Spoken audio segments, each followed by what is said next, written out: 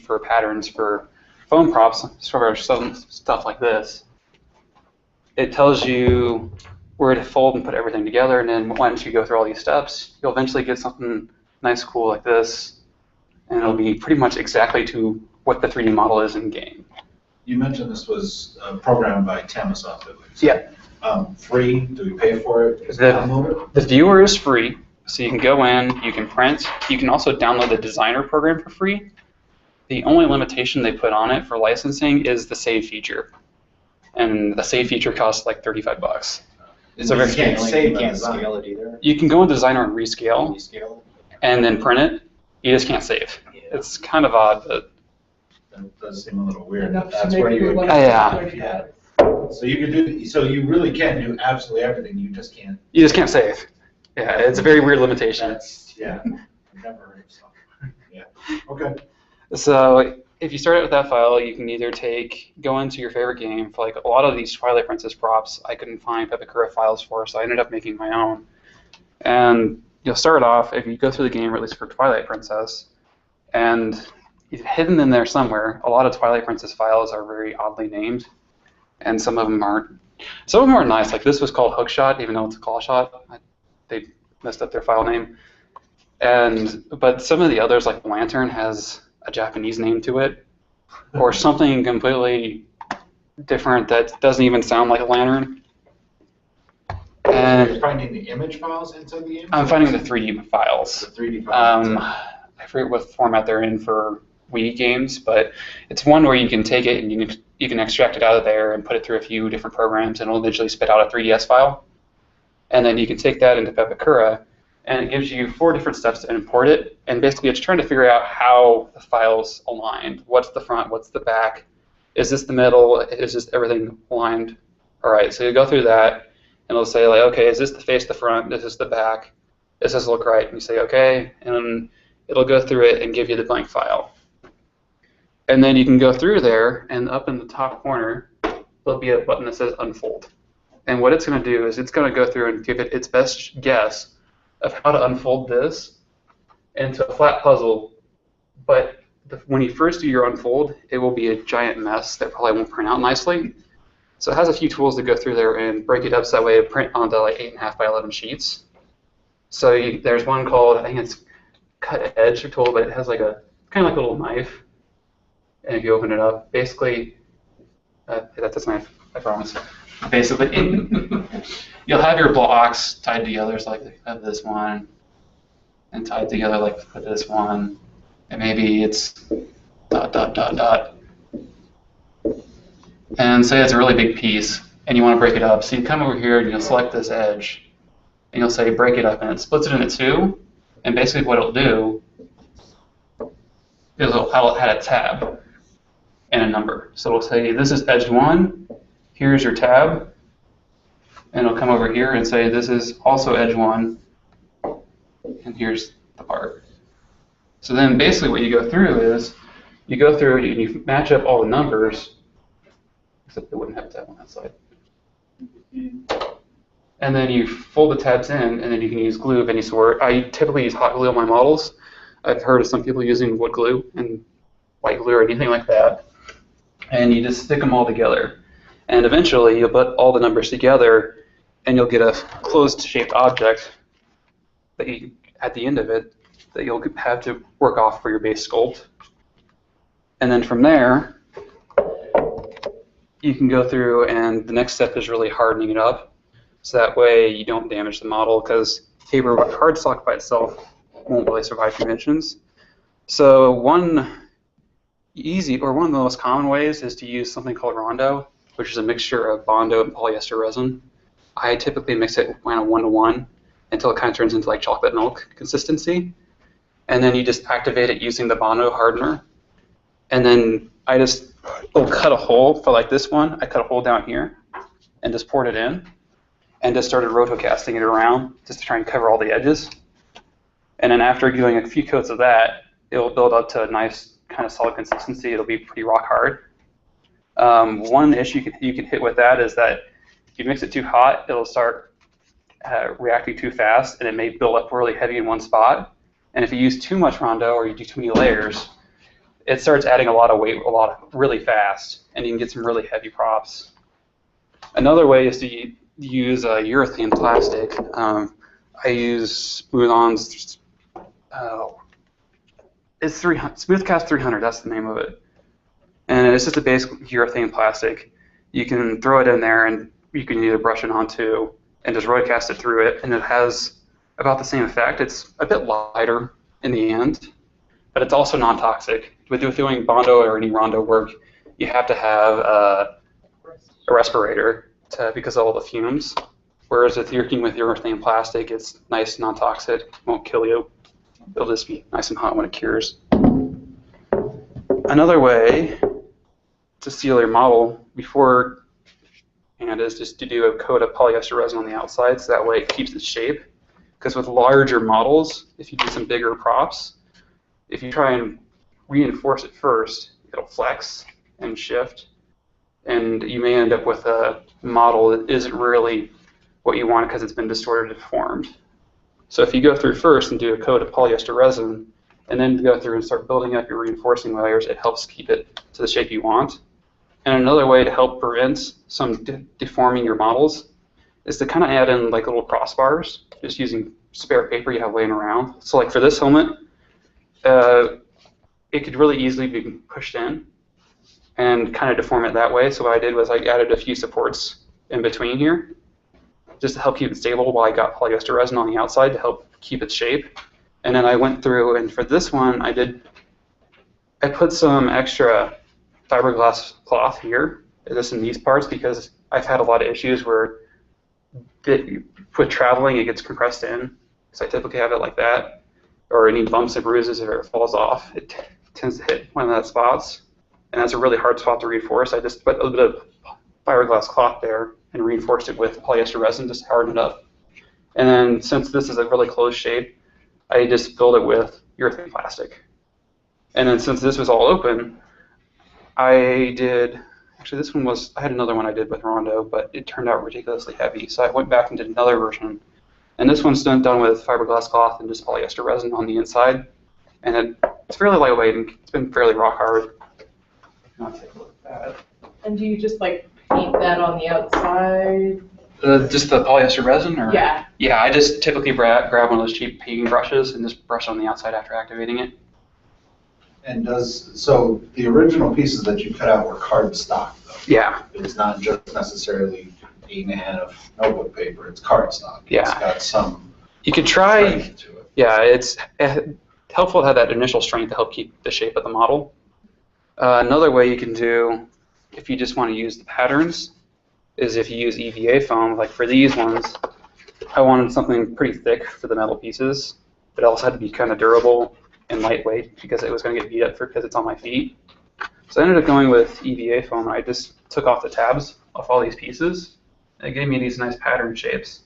So I just followed all the filled lines and just glued them all together, and eventually got to the point where it was at these nice, pretty much the same shape as it would be in the Pepakura file, but I don't really have to reinforce it on the inside because it's already EVA foam.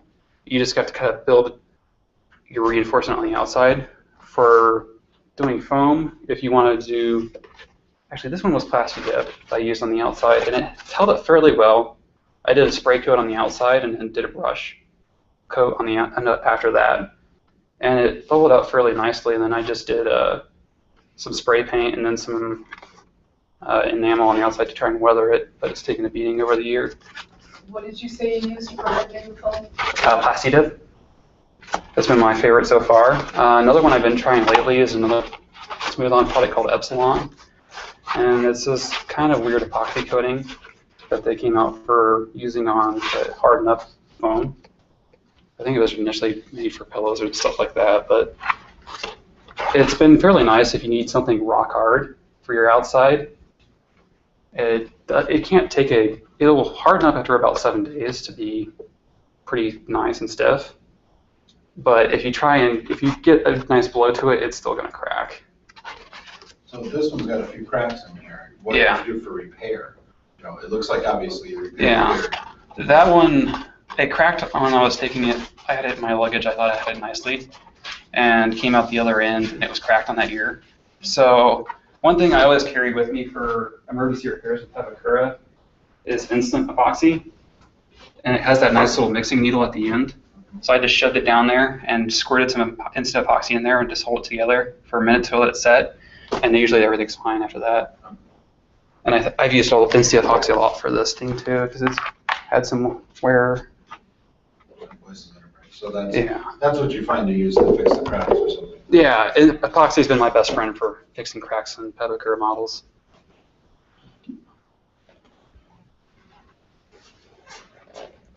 So after going through there and reinforcing it, you can start painting on the outside. If you do resin, I found it's to help with your spray paint sticking, it's nice to have an adhesion promoter of some sort or kind of like a plastic primer.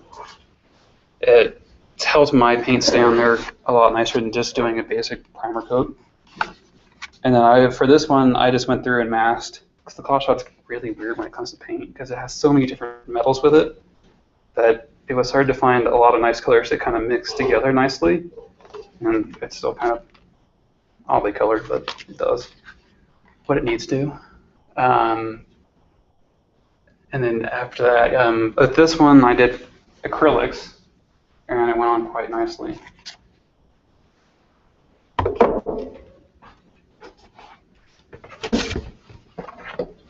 So I'll actually go into depth for a bit more of these. For making your own files, some of the times you'll find that a lot of the basic files you'll find out there's a lot of people who have built Iron Man suits and Halo armor using Pepakura, and there's a lot of instruction out there. And they've got the nitty-gritty details worked out on how to specifically build it, so that way it's really easy to just go through the files and just fold them together and reinforce, and you have a quick working prop. If you're making your own files, you may find times where a lot of times the program will snip parts off, or you'll have things slipping through, so it'll make decisions to close everything together. So for this one, this is actually like 8 different pieces stuck together. All the chains are separate. This whole entire cuff was separate. There's an inner part of the chassis that was a separate piece. This is one piece, and all these other pieces all together. So you may have to go through and start building a framework behind it to try and tie together all the pieces. So when you're initially doing your build, you have to probably zoom in on a model and see how the program's kind of thinking. Is it separate pieces? Are these all close together? Are they open? Are they folding together? How is it going to be built in the end? How can you reinforce it and stuff like that? For foam stuff like this, you don't really have to worry about that too much. And some of the reasons I usually go with foam are instances where in the 3D model it's really thin, or it'd be really, really difficult to reinforce. So for like all these metal pieces, the thickness was roughly about the same as foam. So it was a lot easier just to use foam than to go through and fold all these little tiny paper corners and try and reinforce them. So foam was just a really, really easy option for it, and the same with this lantern. The 3D model from the game has it to be about like that thin, and trying to fold that and reinforce it would probably just deform and not look very good. So foam was a better option to just go through and get the shape. So then you can just use the patterns and get exactly the 3D model. So you typically mix the paper versions basically with foam as well. Yeah. To complement each other. Yeah, it's just kind of whatever is the best tool for the job. And the foam, the Pepakura can make the models. You can put that onto the foam too as well and cut it out that way. I mean, it's not. Yep. For foam, I always try and keep track of. So I always cut out all the 10 pieces of paper, and then I'll mark. Okay, in Pepakura, I'm trying to remember. It's been a little while. There'll be dashed lines and there'll be dashed dot lines. And I want to say dashed lines are mountain folds. So all you do is you take it, and when I'm doing my edges, I'll take an X-Acto knife and a ruler and I'll line it up on this edge, and I'll just score this edge, and then I'll fold it, make it fold it down, and then you'll get a nice mountain peak. For valley folds, which are these dashed dot lines, it just does the same thing, score it, and then it goes in like that. And for the majority of the folds you'll find, at least for most of the models I've seen, have always been mountain, and you'll always find some random valley folds stuck in there. as far as for finding Pepakura models, some of the best places have been the RPF and 405th. Their 405th is majorly concerned with Halo armor. They do have one little general section in there that a lot of their members go in and experiment with other different games and post their files that they've had. Like I've found some Legend of Zelda stuff on there as well. The RPF has generally about everything I've seen, although it's kind of hard searching on the RPF for stuff because they do paper props as well as generally just kind of like ID badges and stuff. So it's a little bit tougher to search on there for them. There's people who take requests sometimes on RPF. Yeah. If you want to see something, they'll try to create a 3D model and get it unfolded for you, but you probably have to do most of the work putting the model together. So some people will do it though. You said you find it in the Wii U, the files, but how do you actually extract them? Do you take that game and put it on a normal PC? Do you do it in the Wii U somewhere? So for that Wii game, I just extracted the whole entire disk to my drive, and I searched through Google and found some instructions about where the 3D files were buried, and a few tools to help bury them out and get them into a usable form. So we'll have to go through the directories. I know Skyrim's another one that you can dig through pretty easily from what I've heard.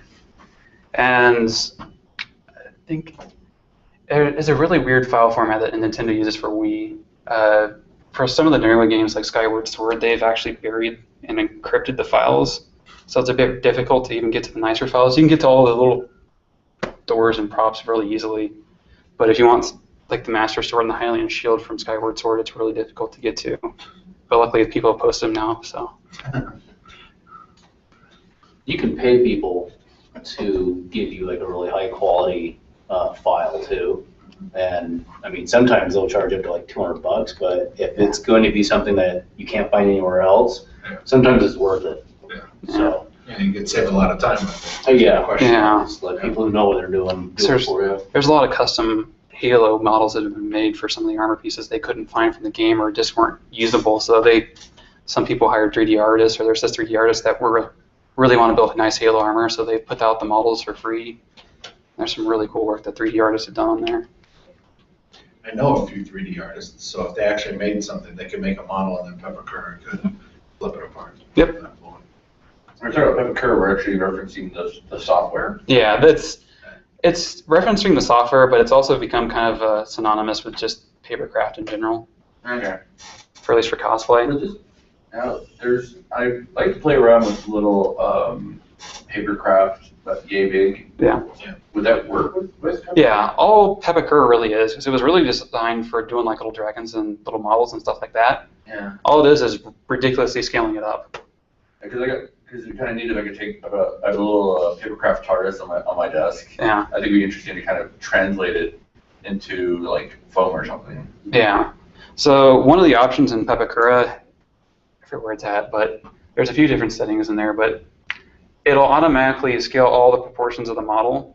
Yeah. So if you figure out one dimension of that model, and it typically works in millimeters. So for all these props, I found, like for this one, I found out how long it was, and Pepakura automatically scaled all the other axes for me. And then I generally try and pick out one piece of the prop I know I can kind of judge on the scale. So for like this lantern, I kind of had to play around with scaling a bit more because the reference photos I got were not as great. So I had to dig through the game and try and grab my own, and they were really low resolution. But this top lampshade, based on the math I did from in-game, ended up being like the size of a dinner plate. So I just fooled around with scaling it down a bit more and just kept remaking this one piece just in paper until I got it down to a size I liked. And then I knew from there I had my right size, so I just went through and then built the rest of the prop. Nice. And then for the helmet, this helmet was a bit more difficult because there's not really one piece. I tried to just grab this one general big piece right here to try and judge, but it still took a lot of time, and then trying to scale it to fit on your head nicely and also look fairly close to the game is pretty difficult. So it's kind of a more leaning towards what fit and what actually would work versus what was real in game. And it took a few days to get the scaling right for this one. The iron boots were really easy to scale. I just grabbed my shoe size, and then I adjusted the length of the model for the x-axis, and the scaling for the rest of it turned out quite nice. It went right up to my knee, right as it should in the game. So that was a ridiculously easy one to scale. The cloth shot scaling, this whole entire build was interesting. Because a lot of these are all just kind of, this one only has basically 4 or 5 pieces to it. This one's like 30 pages. That one's like 6. Oh man. It has these little tiny little, like this little assembly right here is 3 different pieces put together. And because of how it can get bumped and knocked in cons and I travel, this is all, I had to make a mold of these small pieces because doing small pieces in Pepakura can be really difficult because you can't really reinforce them very well. Yeah. Because there's not much volume you can put into them. So the best way is just to make a mold and cast them in like urethane plastic. And I initially did that, but one problem I had was there was a bubble right there at the tiniest point. And I eventually ended up just taking these pieces off and just putting steel rods in there and gluing it back together. And that was enough to tie it together. And then also for the framework inside, I just have a dowel rod that runs down and hits up to here. And then there's another point that comes down to here and ties into the back to tie all these pieces together.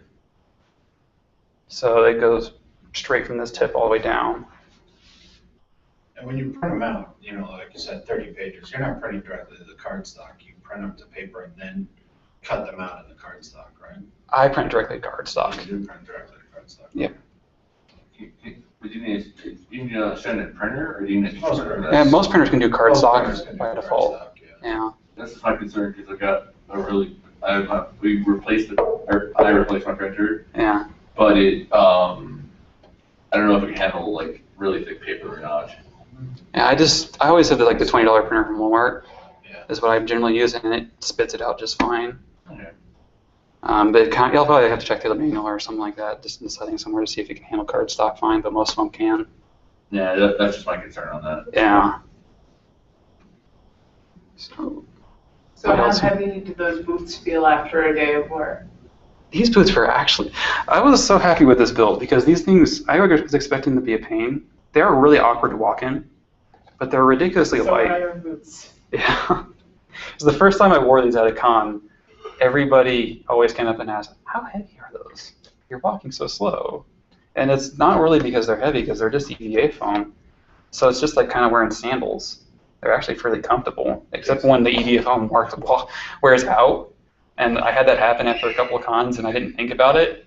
So the EVA foam had all compressed together to like that thickness. And all of a sudden I was like, this floor got really hard all of a sudden. So do you not wear like shoes under that? Nope, I just have socks on. Okay. These serve as my shoes. Just out of curiosity, what's the shoe size? 10.5. That's not what I wear. There's a little bit of extra room back here, but they fit fairly well. My foot is about the same width as that. So they just slide on quite nicely.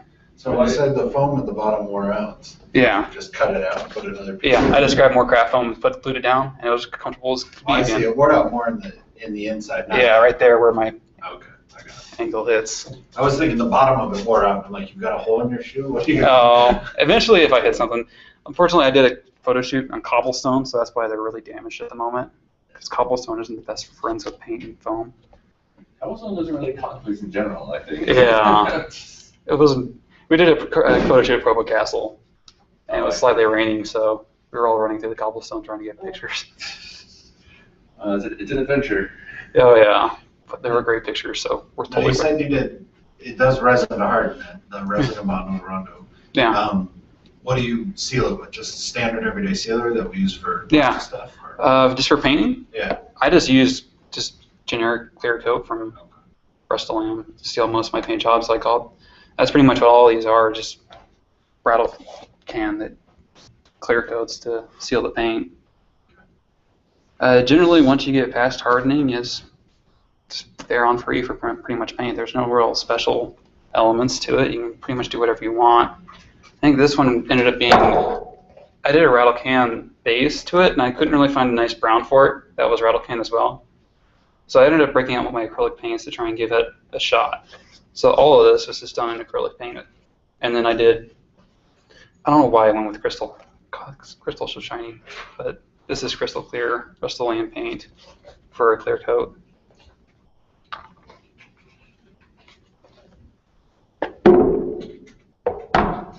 Yes. As far as any other questions, I'm trying to remember the rest of my outline.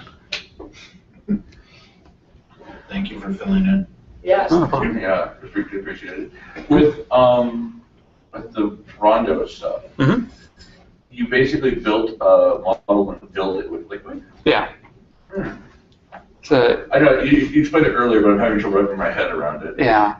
So, Bondo's pretty thick when you start out. So it's pretty much Bondo and most body fillers. I think it's a mixture of some compound that I can't think the name of at the moment and polyester resin. Yeah. So adding more polyester resin just thins it out to the point that it'll run nice. So that way you can just cut a hole into it and then you can just slush it around and it'll cover all the walls. And then because you get about 5 or 10 minutes with it, after that 5 or 10 minutes it starts going to a solid. So that way it helps reinforce the inside. So does the inside become hollow or does it become a solid? It's hollow unless you add enough material to the point it will become a solid. Like there's some points on some of my props that I won't just go solid because it's just better for the construction of it. So like this handle I just made it solid because I needed to attach it to my belt. I didn't want any mishaps of something get cracked in the plastic and I didn't notice. And I went to attach it icon and all of a sudden the handle broke off. Oh, yeah. So I just went to solid urethane plastic for it. So I just cut a hole in there and I just filled it all the way up. Yeah. And I did the same thing with, these were kind of weird because they're really hard to cast into because they're rectangles. So for some of these, another way of hardening on the inside is just to use hot glue. And I know there's some people in the 405th who don't want to mess with toxic chemicals or their parents won't let them mess with Bondo and stuff like that. So what they'll do is they'll put a bunch of hot glue sticks into a aluminum tin pan and just melt them down and then use those to brush the inside of the Pepakura model to help harden it up. Oh, okay. So for these ones, all I did was cut a hole into them and then I just took my hot glue gun and just filled it full of hot glue. And then after a few minutes it set up and it was quite nice. I tried doing Rondo into them, but for these ones, they have open edges, so it wasn't too bad. But I decided to do this project in the middle of winter, which is never a good time to start a resin project. But these square ones, they're a complete solid object. So the biggest hole I could get into them without being too visible was like that big. So I didn't want to cut a gigantic hole and have to deal with the mess. So trying to pour that much resin in, get it slushed around in that time period was too difficult. So that's why I ended up having to go with the hot glue method.